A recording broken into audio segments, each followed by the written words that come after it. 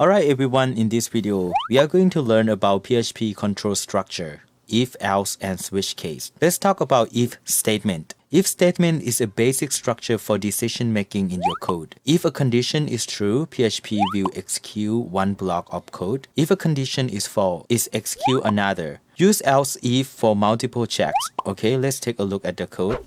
Okay, inside the PHP tag over here, let me declare a variable age equal to 20. For example, if age is greater or equal to 18, then print out you are eligible to vote. Echo you are eligible to vote. So let's run this code. Localhost index example. You will see you are eligible to vote because age is 20. For example, if age is 17, if you run this code, it's going to skip this block because it's not meet the requirement or condition. If you refresh the page, you will see nothing. But if you put else over here, if it doesn't meet this condition, it will run into else condition. Okay, let's show something on the screen. Echo, you are not eligible to vote.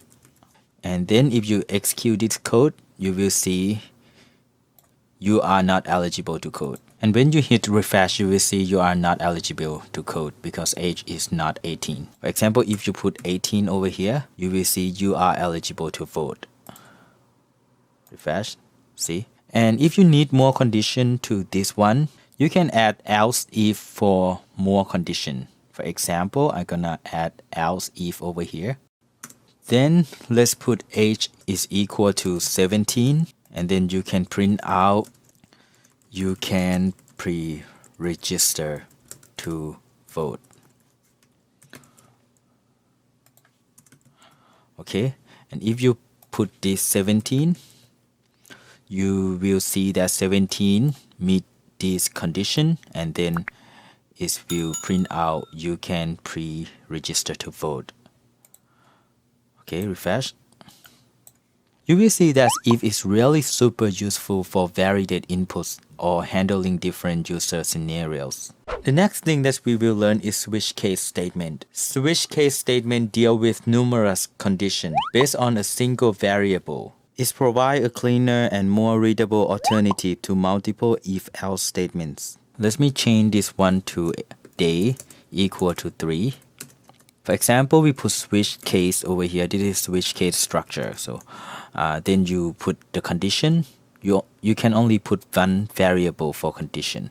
For example, days. And then you put case. That's why we call it switch case. So if days is equal to 1, then let's echo it's Monday.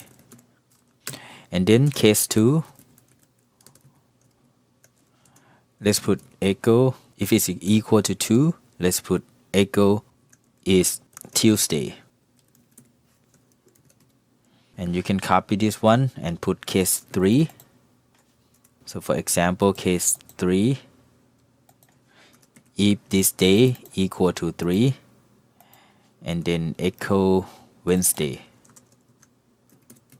And then the final one, you can put like default case. And you can put like echo invalid day. Save. For example, if you go to the page over here and refresh, you will see it is Wednesday and invalid date. Why it show invalid day? Because when it's meet to this condition, you didn't tell it to stop. You have to put break to tell it to stop or to get out of the block and come to here. Okay? And if you refresh it, you will see it's Wednesday. So for example, if I change this to 2, you will see it is Tuesday and it is Wednesday. Every time it's meet the case, you have to put break on it. You see, put break on this one. Don't forget to put break. So if you don't put break, it will give you multiple output. Okay, this is the result that we want. Okay, you might have a question when you should use if else and when you should use switch case. Here's an example. Use if-else when you need complex condition. For example, this one, you have the first condition and then you have the second condition inside the first condition. This is the complex conditions.